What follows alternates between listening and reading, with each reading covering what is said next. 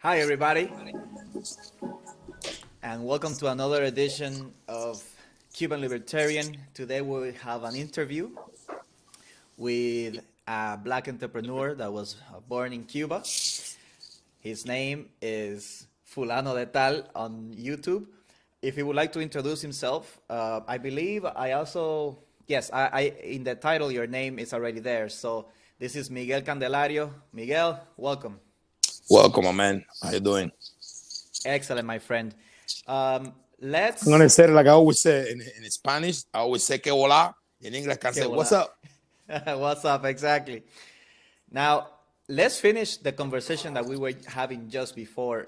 And you were talking to me about the difference between a dream and a project. And when people come to you, what do you tell them when they come to you with a dream? Yeah, they have several times. Some people, they think if they can tell you their dream, you're gonna be more sympathy, and it is. But the dream is for people still in bed. I don't like to do business with people in bed. I like to do business with people go to work. And if you go to work, you have my bless and you have my approval. And from there, of course, you have to present me a project. And what I told them is, when that dream became a goal, call me and I'm working. Excellent. Now, I want to take it back to your childhood. If you can please tell the audience where you were born, how you were raised, and how you came to be in America. I'm born in Cuba. I'm born in a town, a city they call Camilo Cienfuegos, which is more popular known in Cuba as the Cuban people as Havana del Este. It's close still to a naval hospital. They call military hospital or naval hospital. That was more popular way. I got lucky, very lucky. Like I promoted my teacher first to born in Cuba and second to born in my family. I had an amazing dad. My dad is everything for me. And of course, a great mom that gave me the love, feed me, etc. Unfortunately for me, for a bunch of other Cubans, born in the middle of the revolution. After the act, I was born in 1963. As a matter of fact, it's funny because I was talking to my brother and the name of the year that I born, called the organized year. What does that mean? That was an organizer. They call it they organize it, the revolution or whatever, and it was the organizing year. That was the name they called the year that I born. But again, my dad, of course, he won the best for us. He was a black man, poor before the revolution. Uh, Large family. My grandma born in 1905. Her her dad was a slave. As a matter of fact, because I talked to her a lot, and she told me that actually her dad have an accent because it was actually from Africa. Whoa, Yeah, that's crazy. yeah, So, like, what, you guys ate a lot of, ¿cómo se llama? Kimbombo, okra? yeah. Oh, actually, it's funny because I didn't like the kimbombo. My grandma was telling me if I want to eat mango, I had to eat the kimbombo first. Oh, So it was like a that's right, yeah. punishment. Yeah, we're big mango eaters. I Yeah. myself am from the east side of Cuba, Santiago, and we Mm-hmm. used to go to an area, a farm area called El Caney, The Korea. and they had different species of mango. Especially what we liked in our house, and my grandfather liked them a lot, was the bicochuelo, which is The a little mango, smaller type of the mango. smallest mango Like type, very sweet, you can very eat a sweet. lot of those, man. Yeah. Like I used to get like stomach aches from eating so many mangoes. Uh, okay, so you're born in Habana del Este, or you're Mm-hmm. raised there, I and raised all my then life. now you told me, did you study economics in Cuba or here? No. I studied economy here. In Cuba, my dad, of course, he integrated to the revolution. He fought. He believed it. A black man get a little freedom, get a little break. They always believe they follow that movement and that big lie. He want to all of us be something. And of course, he put us in very, very strict discipline study. I had a brother. He's in the United States now, very brilliant. Um, that he took a 99 in the text, he take the text again to take 100. I was that Okay. bad, but I was the one that didn't follow that. So I was the black sheep. But my dad was in my ass all the time and telling me what to do, whatever. And I still come out ahead. When I finished 12th grade, which I was ready to go to college, he wanted me to be a lawyer. I did went to a law school. I went to a law school for 2 years. That was actually in the University of Havana. A lot of people know me as a lawyer student because that was what I did my basketball practice. That's what I pronounced myself, my pronunciation against the government. I was already against, but I was not that pronounced until I get to college. So when I get to college, I see all the things, I see all the fight, and that's what I became like crazy, talking to people and telling people this is a bullshit, etc., etc. But I realized that I could not be a lawyer in Cuba with my mind. And I always have. My dad was a composer, and I always had something that take me to to the art side. I had a lot of artists, writers, the people that like me and I like them. I mean, I have my own philosophy about things. I like to study the society and human being. I turned into to try to get in a movie school that at the time was an international movie school in San Antonio. That was very, very hard to get in. There was 5 Cubans and 2 people from every single Latin American country. That was very hard, very racist, of course. So actually, Alexis Valdez and I, we took the course twice. And what we did was we passed several seminaries. Dr. Dovichel was my class. We was in in Gabriel Garcia Marquez class. It was a 12 student only and things like that. But I never actually had a degree in that. So when I came to the United States, I realized that I had to pay my bills. I fell in love with somebody really quick. I decided to have a family. And you know how life is here. You have to provide for your family. And in that provider, Right. I figured out because I always was an entrepreneur. I always was somebody that I tried to make money in the street, do other things. I'm actually have a personal skill that I'm a gambler and I'm a professional. I was actually a professional poker player, and No way. that skill helped me. You can Google my name and you're gonna find it. We And gotta, cause I have a poker game here with some young guys, no, they don't but want. we don't know You don't how to want me there. play. You don't want me there. I'm gonna have you teach me how to play poker so I can get all their money. That's That I can awesome. We do were that. trying to play Texas Hold'em, right? For Yeah, like yeah, yeah. we were googling the hands and everything. It was crazy. But So what honestly, happened wait. was what happened was in that process, of course, you start to develop relationship with people. I always was curious to know what happened outside Cuba. I knew the information that we have was wrong. It was limited. I start working, of course, doing that. I start working in the TV. I work actually my my social survey. I did it in the military film industry. From there, I was invited to the Cuban National Cinematography Institute, and after that, I went to the Cuban television. That was like my process of a job in Cuba. And of course, you will have friends, you have people tell you all the things. I had a lot of people like me for my way to be, my personality, my friendship, my philanthropy way to be. I'm a very I'm very general. I had a lot of friends that guard me and take me to places that they think that I couldn't be good. But the situation in Cuba, that of course may give me a chance to have a relationship with a lot of foreign.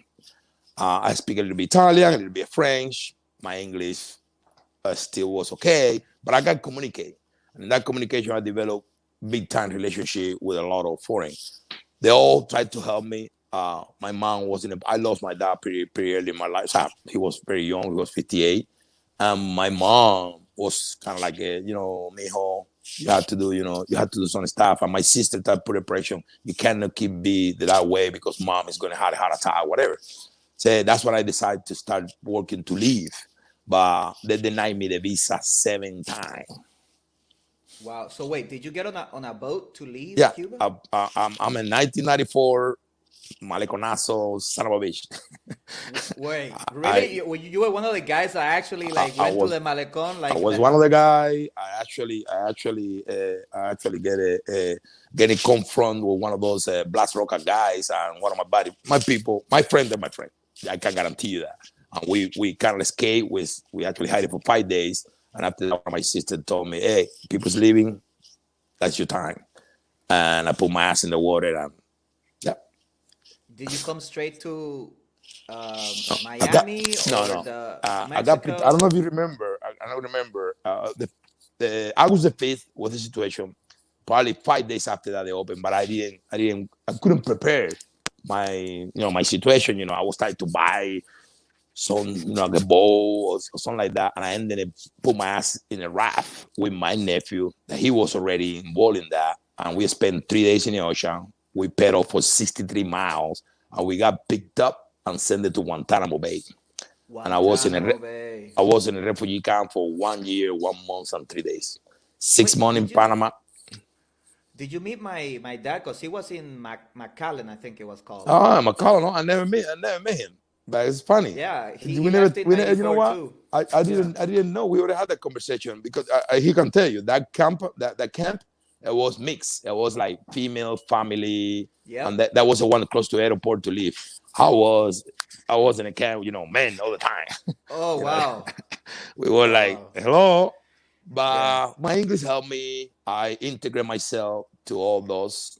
I start the same the boat. I actually start to do my translation job. I met one of the Marine. He said, "Man, you're doing a great job." So he put me a band that said translator, and I help a lot of people. Anybody that know me from the camp, they can prove it. I was a very very helper from the day one. Actually, in my camp, if it would have been for me, people would have killed themselves because the soldiers don't know about our costume or culture, and they Right. was throwing the food. Just throwing the food, and people, the biggest one or the one that I thought was, more brave. They was trying to, they tried to get the food, and it was all people, females and kids. They couldn't eat. I said, no, Oh no, wow. no. Right. Yeah. I, That same thing happened. and I said, no, My no, no, dad no, told me no, about no. that. Yeah. I said, no, no, no. That's it. I told the guard, okay, tell you that I can take the lead to control that, but you guys need to back me up Yeah. because I don't know what, because it was a lot of, in the beginning, it was a lot of violence. There was a lot of violence, people, starving, showing the power, etc., etc. And Yep. I had a few friends, I took the power, and I developed a group of people to start cooking, which was help because not only we organized the deal, and top of that, we actually cook Cuban food, which is people Right. eating better. Because Right. the Right. food that was giving us first, forget about it. You cannot eat that. It was a straight. It was a lot of food. It was a lot of. As a matter of fact, people say, "Hey, Miguel, you don't need that much. What happened?" I told them, I lost my appetite in the refugee camp. Wow. Let me ask you, because my dad always said that the soldiers wouldn't let you hunt the deer or like the jutillas, the banana rats in the camp. They took care of the nature. Is that true? That That was you at the couldn't end. hunt? That was at the end. The problem was we was locked out for a while. Right. When they figured out how many people was actually in the water, tried to make it to the United States, that they're going to be put in a refugee camp, they opened a camp in Panama. Okay. And of course, I went there because I have, like I told you earlier, I have my own philosophy, and I always thought if they make a deal with the United States government, we already in Cuba. They can make a deal with Fidel and send them back. And I say, if Right. they send me in a plane to Panama, they have to think about it. I Right. took a plane, not only that, because I was out of Cuba, also because the soldier, they actually told me that they came in Panama. He showed me floor and deodorant. I said, oh, Oh, I'm in. good. I'm, I'm going. I'm going over there. And of course, it's totally different when we get there. You have communication with your family. You can make a phone call. We eat real food. Because in the beginning, I was the first. I get there August 24. I Mhm. was the first group. Wow. I was the first group to get there. I wasn't the first 1,000, something like that. Nice. And the condition was not good because Guantanamo Bay, I don't know if you know, it's a very small military base. Right. And of course, they developed that. They sent 4 camp to Panama. They start to construction better situation. If you guys stay in Guantanamo the whole time, he can tell you Yeah. that they start to building wood camp, floor. They start to distribute better food, etc., etc. And when the condition was perfect or better, to we coming back, and then we came back. So they send this back to Guantanamo. Really? So you went to Panama and then you went back to Guantanamo? Oh yeah, Oh, that's weird. I thought they would have taken you straight to Miami or whatever. Ooh, as a matter of fact, that became a problem because they told us in front that we're going to be there only for 6 months. But the Right. people assume that you're going to come straight to the United States. And that was a big issue. As a matter of fact, I don't know if you heard that there was a fight between Cuban protesting against the soldiers. And it was that protest. That protest was induced because they said that we're supposed to come to the United States and they send them back to Guantanamo again. It was a very bad blow that a Cuban reporter did because it cost a few people the visa. And you know how American soldiers are. They let them do the vandalism. And after the next day, men, they came. And trust me, you don't want to like it. I heard that. I heard that, man. Yeah. You're They not don't going to play. like it. For All me, right. be clear, I took a baseball bat and I told everybody, if somebody get into my camp, I'm gonna beat you up because you was in Cuba for 30 years and you never did anything to those dictators. And right now, these Right. people been helping us, and so we get picked up, and you're gonna fight against them. Fuck you. And I said, nope. And that's Yeah. what I actually terminate my thing. And actually, the soldier put in my tent. They put a sign that said, you cannot touch this tent because they knew. Plus, I had communication with them. Like I said, with my English, my knowledge, my education, whatever. But I have good relationship with soldier all the time because I understand right away that what was the point. And I try to explain people, but you know how it is. I understand, man. Like my dad told me, like there were all types of people in those camps. You know, you had very educated people, you had hardworking people, you had criminals, you had everything. You know, just like the people that I guess had the courage or were desperate enough to want to leave, and they took their chances. But I'll tell you But one thing, and sorry to interrupt you. I'll tell you one thing. I do believe, and it's actually something I'm writing out about it. I do believe that camp helped us more than what people think. Once it put a stop in us. There was a lot of people in those camps that was straight to come into the United to be criminal or to whatever. And that camp it bring them some education of how the United States life is. really, Besides, whoever was a little smart learned the language or yeah. learn how to be a mason, learn a job, learn, for example, how be close to God. Because even if you Mm, was a religion person in Cuba, you cannot practice, especially right. Catholic or Christian, all those religions.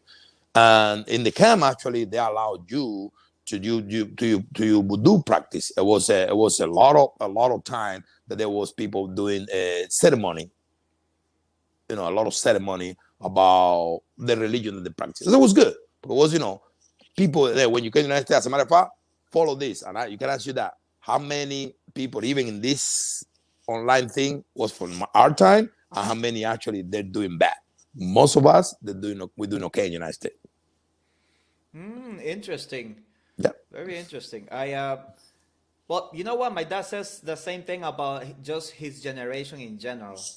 You know, like they were basically like the last generation to be like really well educated and kind of. Because I think before my dad left Cuba, he also went to, I want to say Bulgaria. Uh-huh. But Mm-hmm. in that time in the 70s, a lot of Cubans went to study in different, Soviet, Socialist countries, country. socialist It's, countries, yeah. right? And they might have seen something and then they came back and they were like, wait a minute, what's happening here? Mm-hmm. Uh, but basically, what I do notice that a lot of older Cubans, like your and my dad's age, say is that there's been a definite decline in the quality of the education in the island from your time to, let's say, somebody my age's time. We For actually, we instance. actually also the last one that we care our parents and we say how you doing and it matters. The Oh, gotcha. you know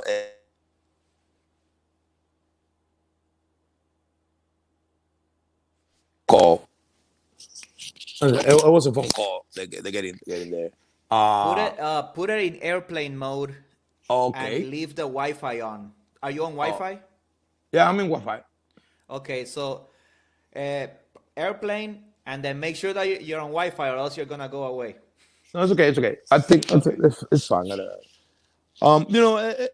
Again, it's every situation in life, every circumstance, it bring you positive and negative things. It's your choice to take the positive things and your negative.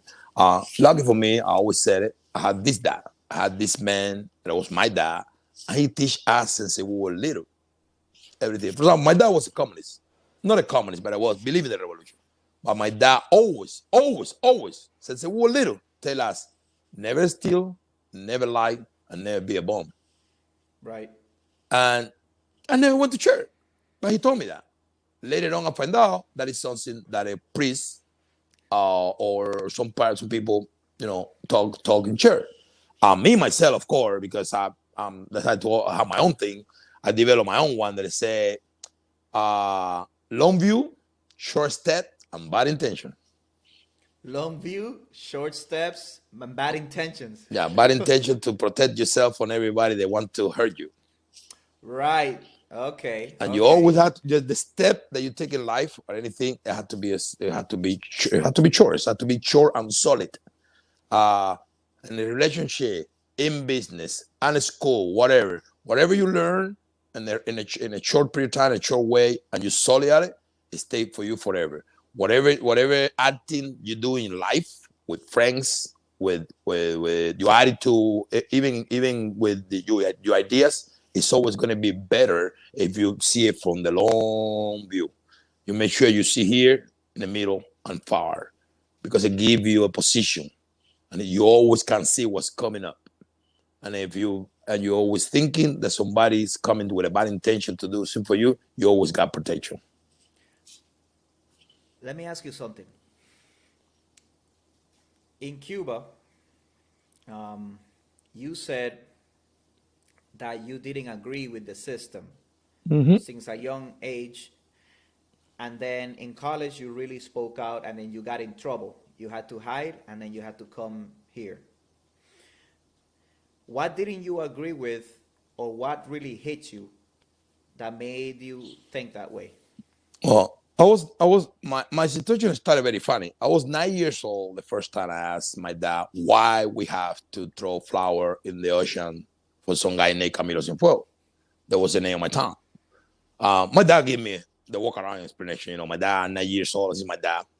He said, what he's asking. And I said, he told me, no, it's a guy that it was a big revolution and he died in the ocean. And I said, but how do you know? You asking too much questions. I said, okay. So next day, I went to school and I asked the teacher. But the teacher, of course, she's not my dad. And I was more, I don't care. So I asked the teacher more questions. And the teacher couldn't answer at all. I went back to my dad and said, Dad, I went to school and I told the teacher and I asked the same question for you, and she couldn't give me a right answer. I'm not satisfied. Why? Tell me, how do you guys know that this guy died in the ocean? He said, well, we were here and Fidel Castro one day shows up and then sent a speech that this guy died. I said, well, you have to believe him. Exactly that. I was 9 years old. Of course, my dad went on my ass, and I started searching in my own. And I started to asking other people. But this time, my dad already make a decision that we need to have a special preparation to be a better kid or better human being. My town was not that bad, but it was a semi-marginal town. It was not completely marginal because it was the edification was very good, and when you live in a good house, it's very hard to everybody have a nice apartment, etc., etc. So it was different to be a full marginal town, but it was semi-marginal. There was a lot of black people, a lot of people that have low income, and my dad take us from there and put in a special school. The school that I went when I was actually 7 years old, it was that we were supposed to be the next generation of the revolutionaries, the next generation of the communists. Like, for example, when I finished 6th grade, the best school you can get was the Camilitos, which was a school for the military. After that, you had to go to the Vladimir Ilyich Lenin school, and after that, the other, secondary school that there was in a camp. I chose myself to go to Isla de Pinos. That was like a jail because I was already tired of my dad telling me what to do. During that process, of course, I was getting influenced and I was indoctrinated. And that's what I started noticing. In that school, I was a lot of kids that their parent was integrate. There was like vice minister, son of the minister, a lot of ambassador, key people were there. My dad was a national director he was a captain for an army, and he retired and then made him very very high in the cultural minister. So that's the reason we were there. For example, Alexis Valdez, he was in school with us. Okay. We were there, whatever, and I was like completely. And on top of that, we were the only black. Wow. So it was like me. I'm starting noting that. So what am I doing here? That's not my people. That's not the people that I used to see for my anything. So I start thinking. I say, wait a minute, this is not right. They're asking my friend. Sometimes I spend a weekend in a friend that, for example, he had different thing than me. Like we don't have, I wasn't not starving. Our television was all they have better television. Our refrigerator was all they have better refrigerator. I said, wait a minute, that's not right. And I start thinking right. Man, but I'm not gonna lie to you. But when I hit 13, I start listening. It's a very very good singer named Francis Cabral. It's a French singer that he had to leave French and go to Canada. But it was like a folk music, very protested, very contestatory. And right away, I start listening Silvio Rodriguez, Joaquin Sabina, a Poncho Protestant, contestatory singer. And I read the Godfather book and the Malcolm X. And that's it. That changed my life completely. I said, you know what? These people is a different deal. And I started thinking my own. Argue with my dad all the time, argue with my brothers. I had a family of 100 members. I was the only one contestatory. And I had a fight for them forever, because they had different reasons to believe what they believe. I have different reasons. Plus, a little bit the capitalist in my own. I remember I was 8 years old when they went to my school to pick us for the sport. And out of the blue, I picked basketball. I never seen that sport in my life, but I picked basketball. I didn't pick baseball. I played baseball all my life, like every little Cuban, but I picked basketball. And I like to play tennis. I play chess. Play ping pong. I play a sport that it was like, this guy's different. And I guess that's what I was. But I did put it in my perspective of life. And I always like to be. The description that American says, I always was an entrepreneur. I was 8 years old. I won every single marble in my town, and I sell half, and the rest want to give it away. Jesus, man. Yeah. That's funny. I used to sell, candy in high school. Also, I used to have a Yeah. little gym bag and then just go to Costco every week and sell candy. Let me ask you this, because you said to have, short-term, mid-term, and long-term view. So when you're in Cuba and you think a little different, I bet you couldn't just say everything you wanted. How did you navigate your way I did. in the society? As a matter of fact, that phrase I created in Cuba, I didn't create it here. I created that phrase in Cuba. In Cuba, the way I contemplated was, I have to admit it, I used a lot of my little that influence. I couldn't use it through him because he never would allow me. What I did was I became the best friend of his secretary. So for example, my dad was in charge, and Cuba was in the carnival. In the carnival time, it's a play they call La Tribuna. I don't know if you heard about it or you familiar. You probably not. But it was like a high dollar or high in party. Okay. All the company was out. I'm talking about all the general, all the minister, all the thing kids go over there. It was a big party, food, forget it, drinks. You had everything there. That place to get in there was very hard to get in there. Very, very hard.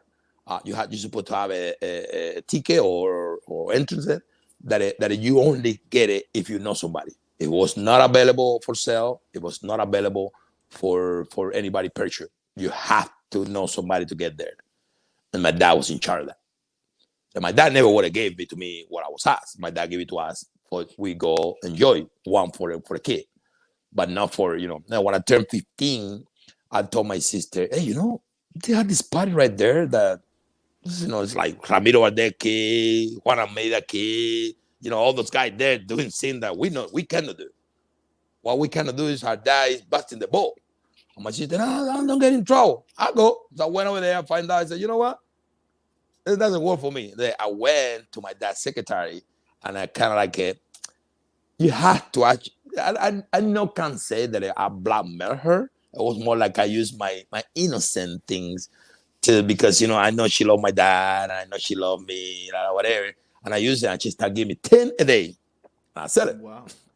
So that's what I started to my entrepreneurial life, to make money, to have a life better than what I was expecting. And of course, that allowed me to start having a relationship with other people, etc. In 1978, when the Juventus Festival in Cuba was the first time that we as a Cuban people, or at least as a Cuban Juventus, see tourists. We start seeing people from different countries. It was not necessarily tourists, but it was an international festival that bring a lot of people from a lot of countries. Most of them there was East European and Latin America, but it still was foreign. My brother, like I will tell you, he was like the best student ever.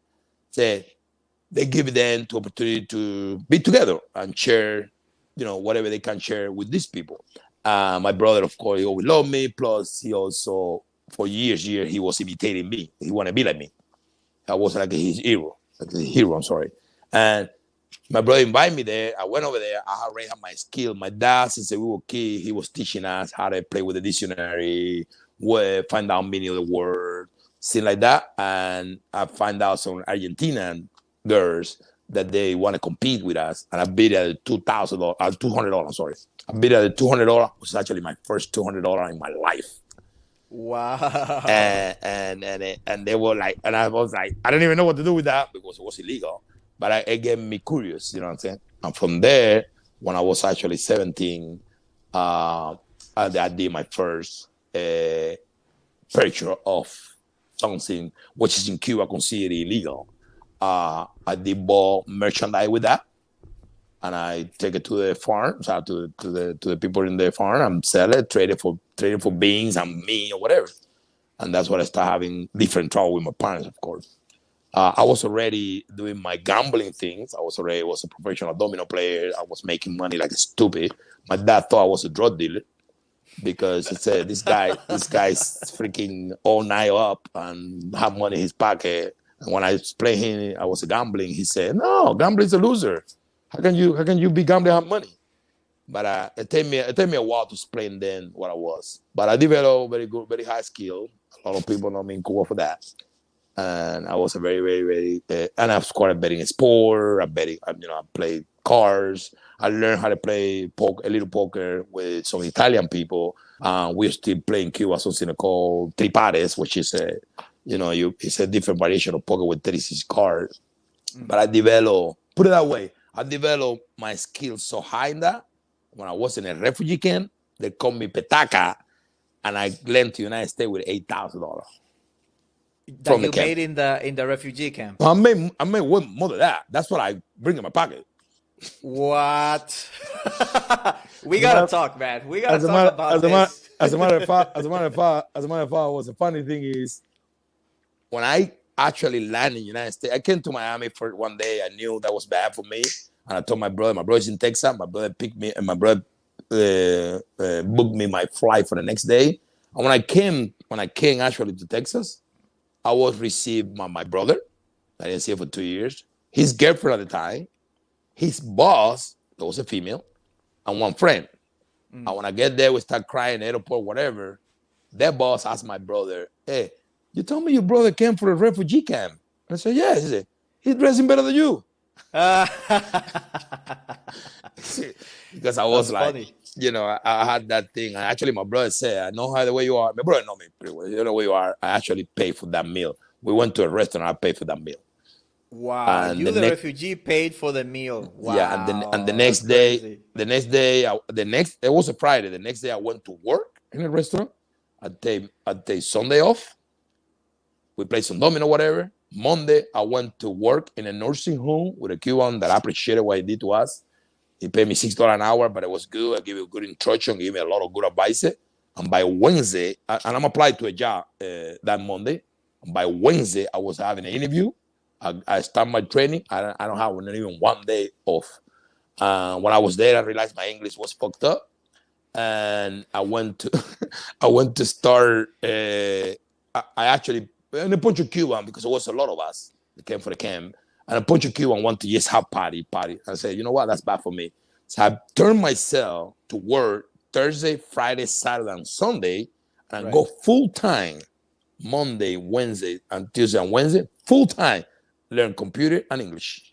Whoa. No, Uh, that's right. Because for people that don't know, uh, people come from Cuba, especially in the 90s. The computer classes that you might have gotten in Cuba, they were so, or even the English classes also, because my mom tried to take some English and they are not up to par. When you get here and you meet the real English speaker and you actually look at what they're doing with computers here, it is light years ahead of what we get taught, or Not what even we used to close. get I taught. actually my situation was funny. My situation was I couldn't understand the black people because they speak complex slang, and the Mexican or Spanish, which was the job that I get, had a lot of them. They speak half and half. They tell you, te guaché mapeando en el ao. What? I'm sorry. What was that? That's completely Mexican. And they decía, hey, te hice payer y no me hiciste mí en la Walmart. Oh wow.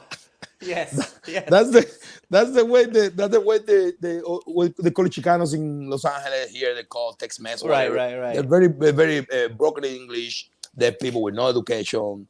They're born in the United States, most of them, but they don't have education, and they're okay to speak like that. So actually, it was a very funny because Hispanic people get along with me easy. I believe I have a special connection with Hispanic people when they identify that I'm Cuban. But the black people like me for my swag, whatever it is. I play basketball, things like that. And I remember calling a black guy in the phone, telling somebody, "Hey, we had a brother who don't speak Spanish. We have something going on here." Right. Right. Right. No, that's awesome, man. I wanted to ask you then, how do you see how black people uh, are living in Cuba versus how black people are living in America? It's a it's a very interesting question. Black people in Cuba, like we all know and we all see and stuff like that, they're being marginal. They're being denied the right to be a human being for years and years and years, even when they participate. We all know the history of the independent. They are independent. 85% of the Mambises, they were black, and they had no representation in the government when they took over in 2001, in The 1901. the Mambises were the rebels, The rebel, the right, rebel from the real independent, the independent when from we Spain, actually get the real independent from Spain, etc., etc. And then it's there. It's no participation at all. It's no participation at all. right? 85% of the rebel army that fought for independence from Spain They were was black. black. Trust me, you can verify that. You can ask anybody. Those people, and well, actually have three big time general: Guillermo Moncada, Antonio Maceo, and Quintin Bandera. General, brother, general in that time. So I mean that this guy fought, have right, have integrity, they're smart. They did everything to get in those positions, and they all three got killed by the time of the revolution ended. Right, mysteriously. Mysteriously. It's like it was okay. Well, everybody know what happened in when they did the 1901 Constitution. They actually allowed. It was actually an amendment in it that said that you cannot organize yourself or have a party depend of the color of your skin. Of course, they was talking about black people. Complicated. In 1912, everybody know there was it was a independent. They call it independent party.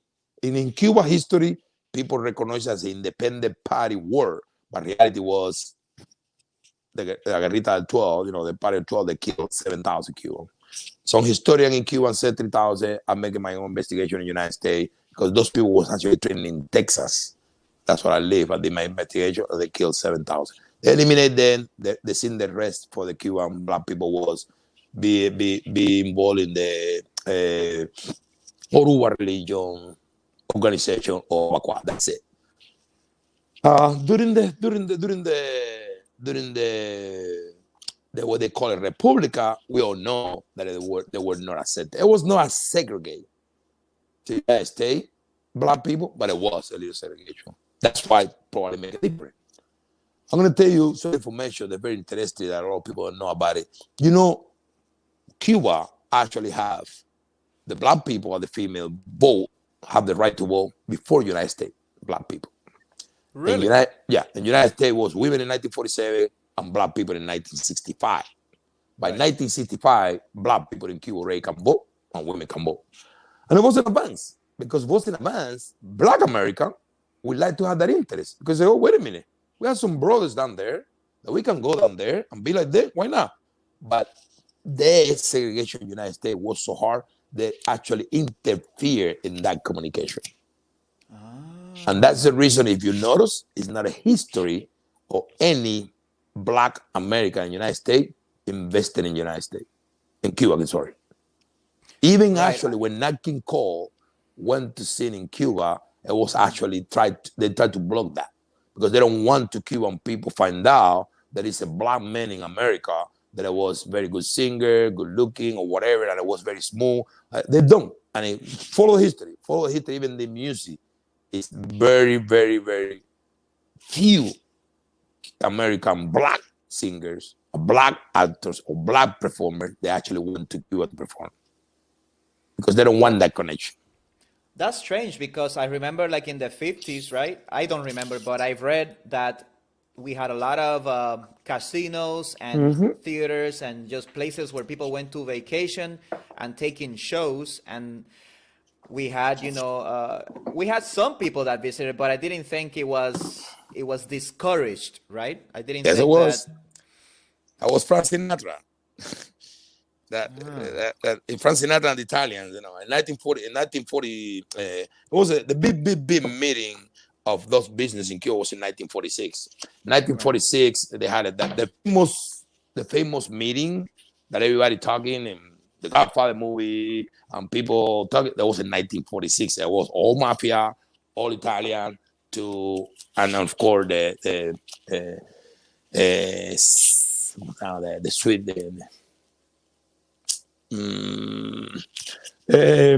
Lucky Luciano partner that was not Italian. right. Meyer Lansky. Meyer Lansky, yeah. He was the head of that. He was the head. For that reason, specifically, we got what we got. Revolution came in 1959. Fidel, smart, when he started losing all the intellectuals, started losing all the professionals, started losing all the people actually with money, he don't have a choice. But what he did was he gave opportunity to black people to switch their life to get a little bit better, but no participation. As a matter of fact, Fidel was the only person in Cuba allowed to talk black people publicly.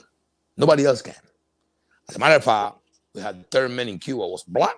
He had no representation. It's a very, very famous thing. So that between, I don't know if other people know, but between black people, that is, Alden Knight was a very famous actor in Cuba, and a few intellectuals wrote a letter to Juan Almeida about participation of the black people.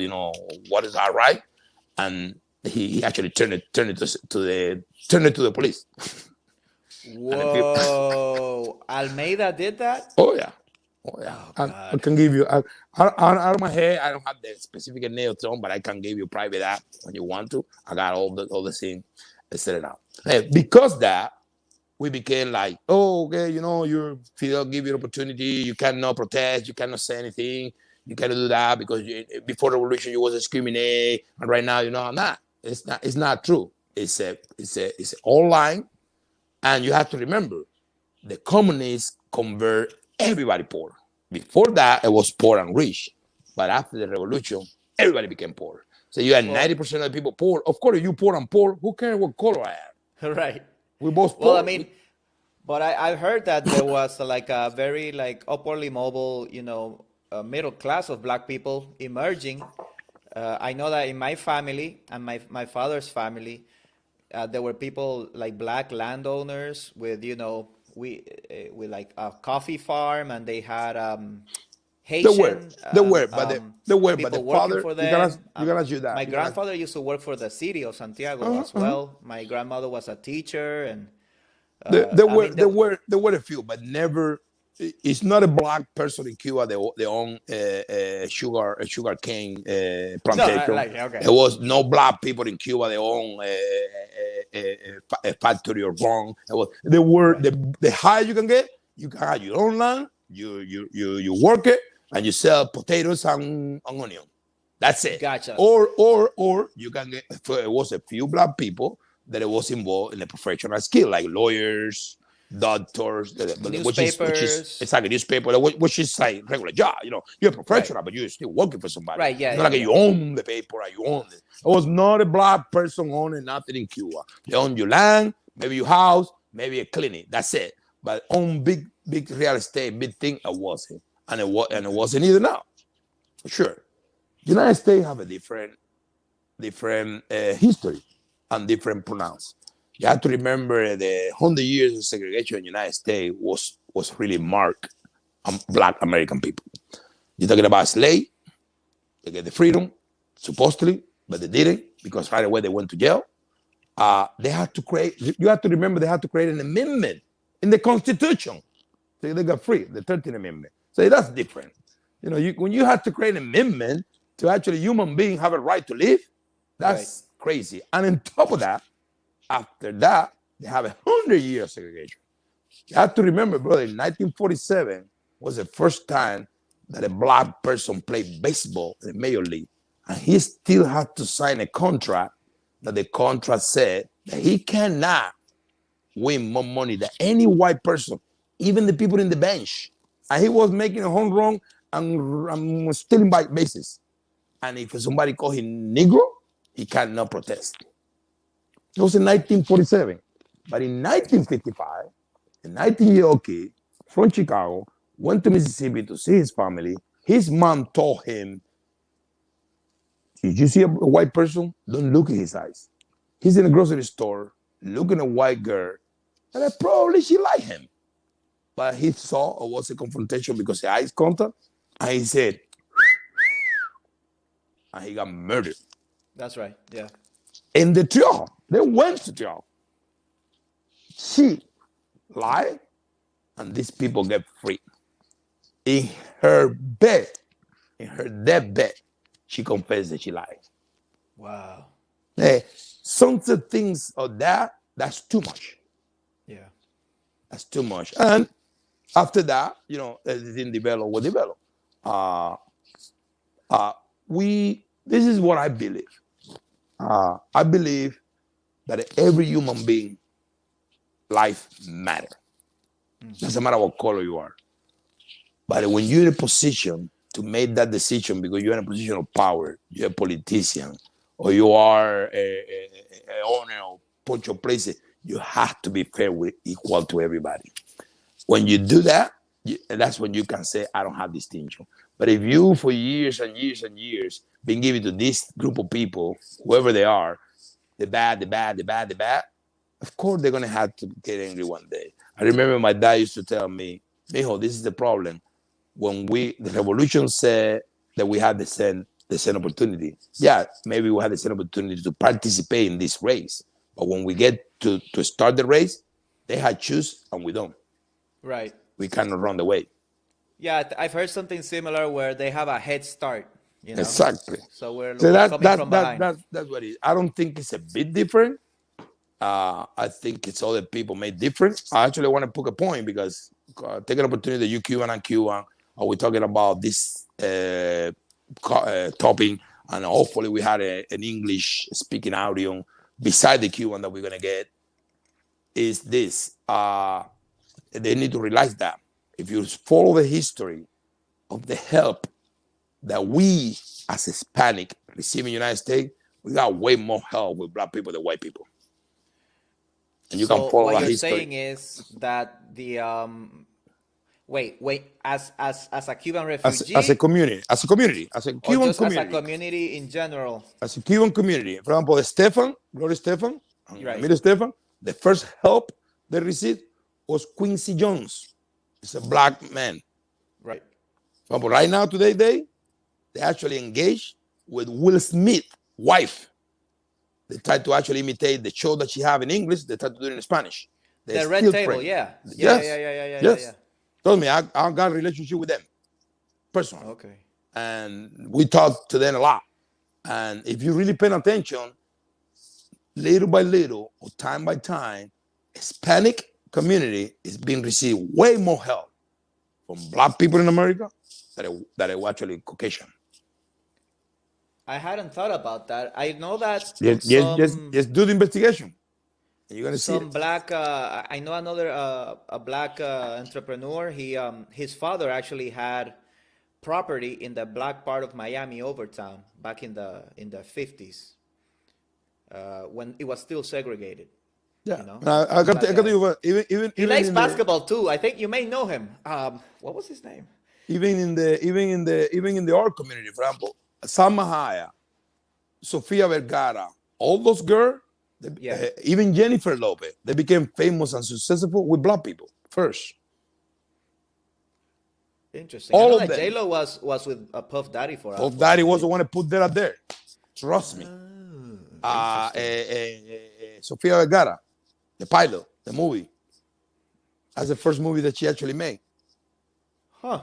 They got help from the Hispanic community. Don't get me wrong. They had a Right. help, but the actually big one, the crossover, is always coming because a black person helped them, or The black crossover or into the African American. English speaking Oh yeah, world, it comes for from the sure. black community. Oh yeah. It's on the section. I think that Cuban girl, the new one, I think she make it by herself to Spanish and get there, something Right. like that. But in general, and this is what you can The one see. that's the one with Ben Affleck. Yeah, this Yeah. is you can see. I'm going to tell you something more interesting.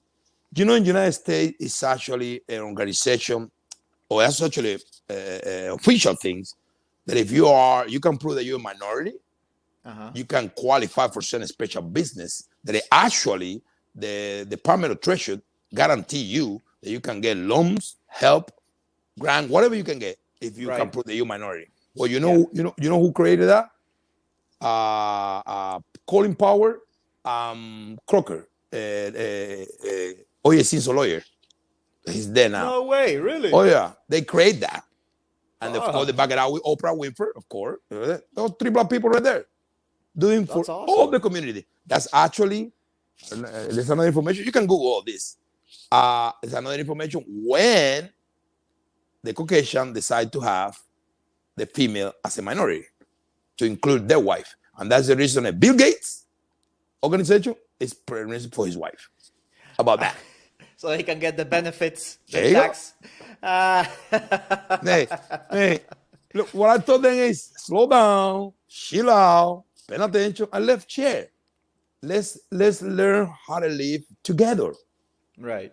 I'm not, yeah, me honestly, I don't care if you want to keep your primacy, you superior, you Caucasian or an Anglo thing. I'm okay with that. Just don't discriminate the others Okay. because we don't do that. As a matter of fact, it's some people saying, "Oh, these people try to fight. They're fighting for the black superiority." No, they don't. They try to fight for the black people right, which is totally different. But are you talking about today or Today, I'm talking about today. I'm talking about today? today. When they still fight, the thing is misinterpretation, and I don't say they had it right in that because the effect of the act that they take. Every time I have a chance to talk to any black American or actually people, the members of the Black Lives Matter, that's what I told them. I told them you have to learn how to ask for your right. You cannot abandon a store. You cannot beating a person because he's white or Mexican, or you cannot jump in somebody's store. That's not good. You have to learn how to defend the right the different way. Okay. That way people can listen. Hey, one thing on that. Plus, I know a lot of conservative and Republican black people. Okay. I don't know if you remember when actually Michael Jordan, there was a lot of black community was asking them why you Republican, why you don't defend this side, and I said Republican buy sneakers too. That's what. Yeah, he said that. Yeah, Oh yeah, he he wouldn't said that. say. I think something happened, and then maybe it was what was it? It was a special moment. Something had happened in the And what news. he was in an interview. He was in an interview with Oprah Winfrey, Okay. and one of the questions was that. Okay. That's what it was. Michael, I know him personally. He's an amazing man. As a matter of fact, he's married with a Cuban girl. No way, really? Yeah, his wife, his new wife, with a new baby and everything, is Cuban. Oh yeah. No, man, we're everywhere, man. Just Google that. Not only she's Cuban, she's super cool. But I'm telling you one thing: that type of family, you have to see if they would have said to a black person it was not Michael Jackson, Michael Jordan. Oh, she's a white Cuban. Oh yeah, she was a model and everything. Whoa. Now, hey, it's everything in the farm.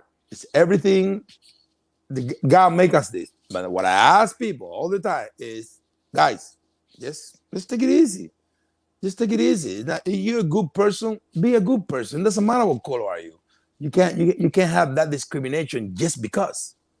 And it's a lot of people take it like that. And a lot of people doing it with no investigation. A lot of people do it with no education. That's what I also believe, that the only thing is going to save us of that is education, education, and education. I'm the man that I am because my dad teach me things when I was a little. And I learned what I learned. And as most aggressive that I was related with my opinion on things, I still come out ahead, I come on behave, and I still can transmit that to my children. I have two children that mix. What am I going to tell them? Well, you're blah, you whatever. No, I told them you're a human being. And that's what I told them since the day one. My kid, for sure, brother, not racist at all, zero. Because I did this in the beginning. I told them how to be a good human being since the day one. And because that, I got my kids sometimes surprise me, man, with things that they told me that I get in shock. But it's a reflection of what I told them since they're little. And I got one with a curly hair, super soft, whatever. I have one with straight hair, light skin, and I have my son with a curly hair, and he's a man.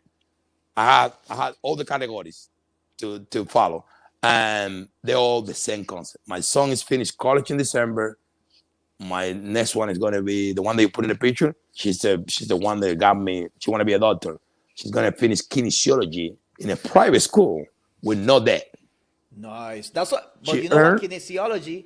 That's what I think Michael Jordan's trainer My, studied too. he's an amazing man. He's a man with a big time philosophy. Kinesiology is the bottom degree, or how the bachelor degree you can get if you want to be a physical therapist.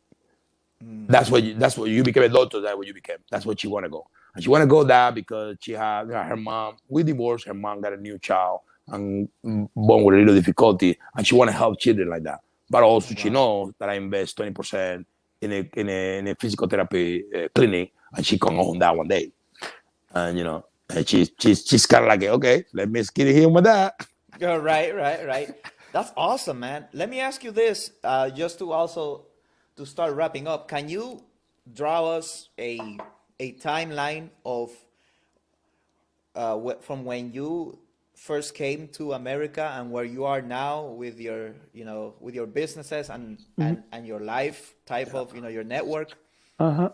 Yes, I did. I came. Like I told you, it was me. 35 people came. I get picked out to get what was the best job at the time because benefits and thing. It was a big time grocery company.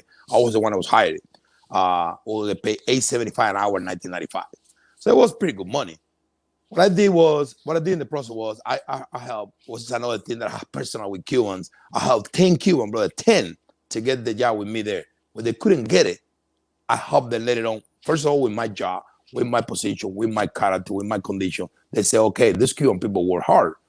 And I bring my friends. And them, two of them, that were really my friend. None of them help another Cuban. That's a Wow. bonus. But anyway, I stayed there 6 months. I'm applying for a position job, and I became export specialist. Okay. I became they had to open they had to send it to Mexico. They need a bilingual person with some knowledge. I did get there, and for 4.5 years, I worked for them. I didn't know. I swear to God, I didn't know you can make 100,000 legal in the United States at the time. And I was supporting my wife to go to college. I was paying for her college too, and I was having children. I was having a family. I was making 35,000 a year. I thought it was good. Coming from Cuba, $2.50 a month. Why not? You know, Right.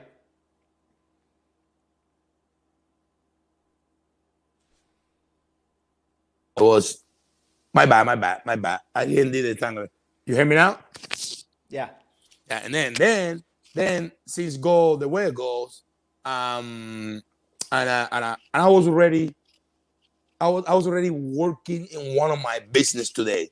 At the time I was doing it, I was doing my search, I was doing my things. I was trying to get in the tobacco industry because I had an uncle that have a store in London. And we ended up opening one in Vancouver later on. So I was trying to get in my customer. I get hurt. My doctor hear my accent. He asked me where I'm from. I'm from Cuba. He said I died to have a Cuban cigar. We had a conversation anyway. We had that. Well, that take me to start working in that. I asked them for 10,000 increased salary, and they told me no. First time my mom want to come to the United States, and I was already in the process to somebody offer me a car salesman job in a big company. It's a guy. He used to own the Spurs, that's a basketball team here in San Antonio, and the Minnesota Vikings. And the guys dressed in suits, talking about 1999. This guy's like, this guy wearing Rolex, driving nicest cars. I say, you know what? I'm in. And I went over there, dude. I don't even know how to say engine. I was like, I had no clue. And I get there, dude, and I busted my ass off. I learned what I had to learn. I worked for 3 years. I became a salesman of the month 14 times. I made $375,000 in 3 years. Whoa. And that's when I bought my house. My wife got a master. I got everything, whatever, and everything was fine. Unfortunately for me, at the time, of course, I used some of that money to invest here, invest there, looking other opportunities. Wait, let me ask you, how old were you? I was 30 years old when I came here.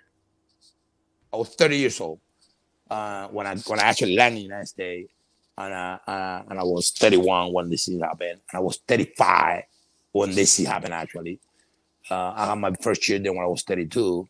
I got my son is 24, and I'm in the United States 25 years. This is, I still believe it, and I said it, it's the best women I ever met in this country. We're not together because single it is, but it was a very, very, very beside attractive and beautiful woman. She was young. She wanted to do other things. I remember actually she wanted to be an anthropology. And I said, that's not a career. I changed that. Yeah, I ended up switching to. So she ended up get a bachelor degree in business and a major in human resources. And right now she actually vice president of the company she worked. Yeah, that actually helped her to get it. Exactly, and she's good. She's a very successful Hispanic woman. She's fine. She's remarried. That was typical in this country, do something like that. But it was. I was thinking I wasn't acting. But I got that. My 3 beautiful children. They're amazing. My kids, they are my life, my thing. They even laugh at my English. They make fun of my English and everything. But anyway, continue with that. I get out of that. I'm divorced. I'm in this situation. She said how I'm 57. Yeah. I'm the same age as you. Anyway, I took it. I have my gambling thing. Remember, I always have my gambling thing. It always was my thing. I thought I can turn a business. You know how it is. So I moved to Vegas, which is actually I'm married in Vegas too. That was part of my deal. So I moved to Vegas. When I get there, brother, that's it. I explored my knowledge, my things. I became a professional poker player. I was very successful. I was once the 124 of the whole entire world, making stupid money. And that was the money I parlay in the business that I am now.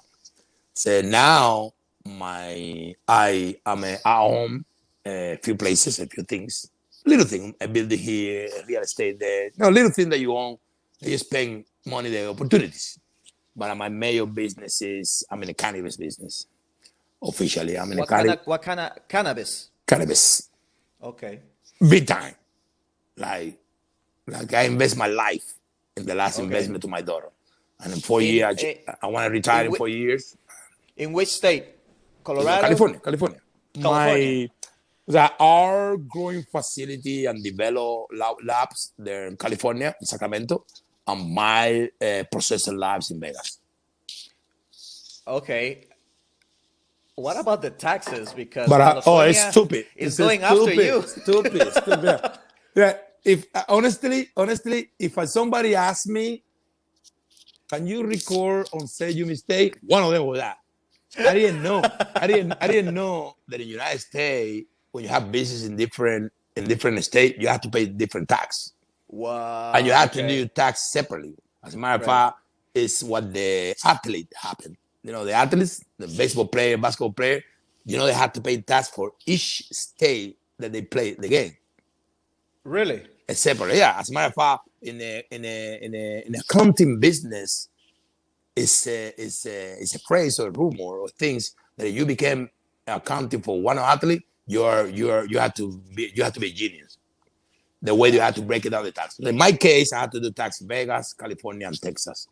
Three different ones. And I had to actually manage. Good for me. I learned what I learned. I had lucky to get one of the best. My accounting, which is actually accounting for Alexi Badel, a few people, whatever. He's my friend from Cuba. He studied in Cuba University with me. Say, I know him throughout my life. He told me straight what's up. And what happened was I had a good relationship with him. This is advice I give it to everyone that I want in business. Do you tax every 3 months? Every 3 months, because first of all, it don't hurt you at the end of the year to write a big check once. Second, you're on top of your tax, and the IRS see that. And the IRS see, you know what? This guy want to pay. It's not that bad. So you never Right. get out of it. You And never get also, audited. and also you keep tracking your business that way. And the fourth trimester, I'm sorry, when you have the last, you already balance this, and that's when you do the write-off. So you do the write-off at the end, That's and good. because at That's the good end, advice. it sucks. At the end, you know what you do, you know what you have, you know what you spend, you know what you can hire or not. That you can now lie in the tax. You cannot cheat them, but you can use the system to don't have to pay that much money at the end of the year. Right. What Right. or the Right. money actually you make. And of course, it's the division. For example, I had a corporation. They call DME. That's my umbrella corporation. From there, I have 6, 7 other business in the side hanging out.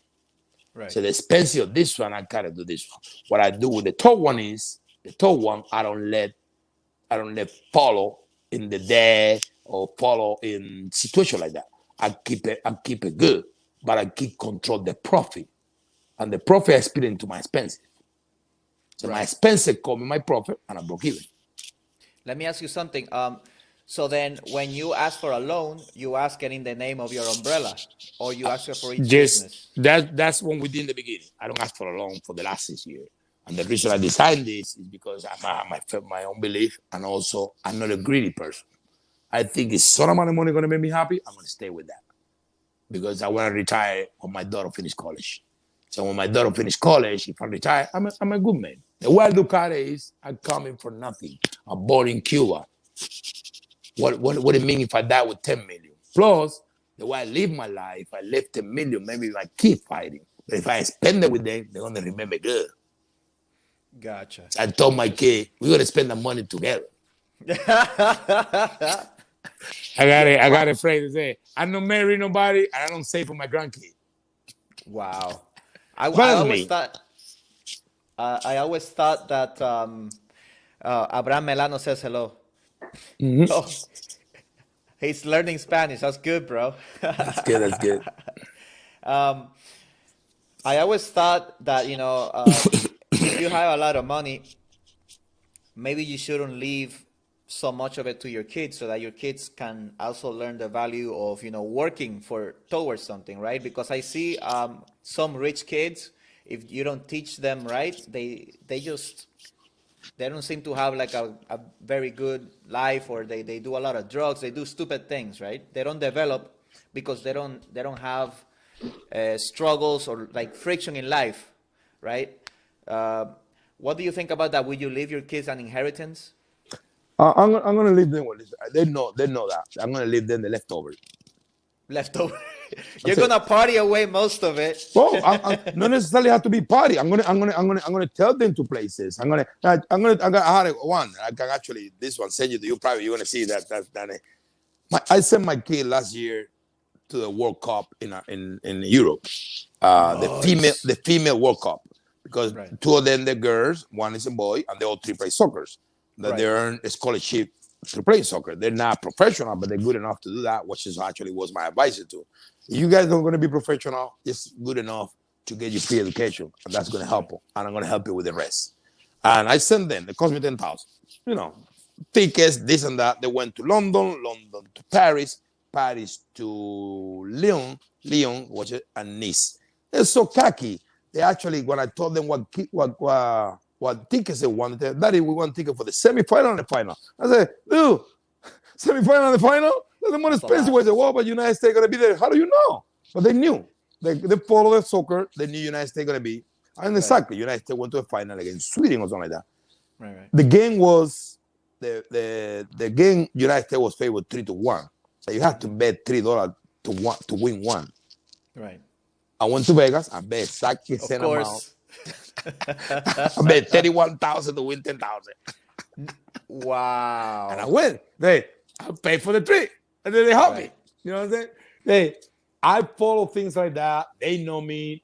They know I am like that. I don't let them lie. I never lie to them, which I think is important.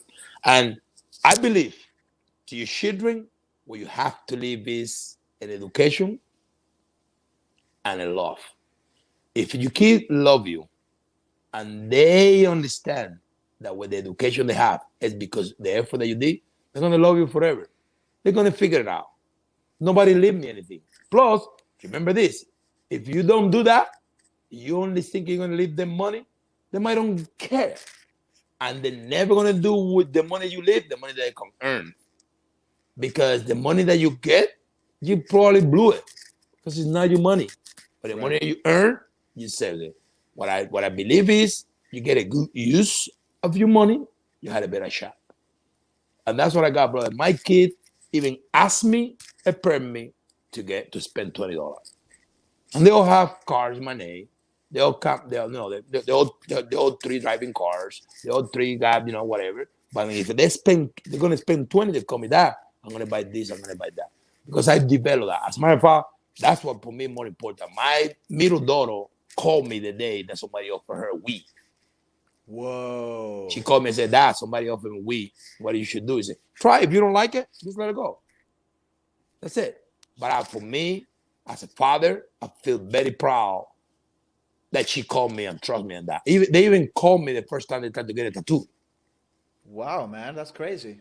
I have a philosophy. I'm going to do that for everybody. If you have children, especially teenagers, ask them this question. Ask them, who's your hero? If they don't tell you it's you, you have a problem. Whoa. Because you heroes, we should be a hero for all. My dad was my hero of my life, and no doubt. But if your son told you that your hero is LeBron James, you have a problem. Wow. Because You they're know not what? real. That is perfect. I'm gonna leave it right there. Okay. Man, my friend, thank you so much. We gotta talk. We gotta talk about Georgia because the laws will be changing. You got it. You know, we gotta talk about I can be, land is cheap. hey, the way you have to look at it is this. In private, I could be way more interested. Don't worry about it. I got you, bro. Yeah, we gotta talk about poker. We gotta talk about everything. That's so, what's up. Man. Hey, thank you, my man. Thank you. No, thank I you. have to admit, I said it because being in English, I know we need to transmit this to the English community. They need to understand why we are here, why we Cuban have that different, what we as a Cuban try to tell them what's up. That's right. What we have to tell them because we have that characteristic. I had a friend come and visit me this weekend on my here, and I introduced him. I have a good time, but I show him black people that respect me, Hispanic people respect me, and white people that actually send drink to our table. Wow. That's what's up. That is what's up, sir. You got it, man. I'll visit you in Texas. I gotta for visit. Sure. I got family out there, man. Come over here. I had an extra room, and I have all kinds of juice. Awesome, brother. Dale, take care. Buenas noches. See you. Wow, that was the great Miguel Candelario, ladies and gentlemen. Fulano de Tal in YouTube. And I'm really, really pleased with this interview. And I'll see you next time. I want to show you guys before I leave the next project that I have. and it's gonna be a review of this book.